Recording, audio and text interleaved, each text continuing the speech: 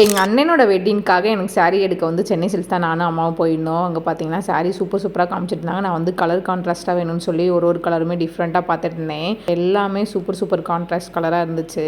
அதுவும் இந்த pink and ரெட்டெல்லாம் பார்த்தீங்கன்னா அந்த கலரே வந்து என் ஃபேஸில் வந்து கிளார் அடிக்கிற மாதிரி இருந்துச்சு.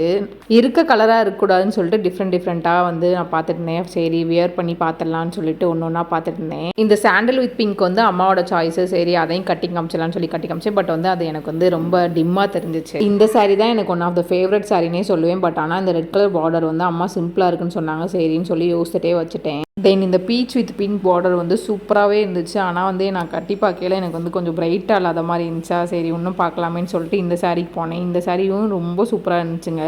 எல்லா சாரியுமே பார்த்துட்டு ரொம்ப பொறுமையாக யோசித்து முடிவு பண்ணேன். கேர்ள்ஸுக்கு மட்டும் ஏன் தான் சாரீ எடுக்கிறதுல இவ்வளோ கன்ஃபியூஸ் ஆகுதுன்னு எனக்கு சுத்தமாக தெரியலங்க. அதில் இந்த 3 சாரீஸ் வச்சு ஏதாச்சும் ஒன்று எடுக்கலாமேன்னு சொல்லி எடுத்தாச்சு. இந்த சாரீஸில் எனக்கு எது நல்லா இருக்குன்னு சொல்லி மறக்காமல் கமெண்ட் பண்ணுங்கள். இதே மாதிரி நெக்ஸ்ட் vlogல பார்க்கலாம். பாய்.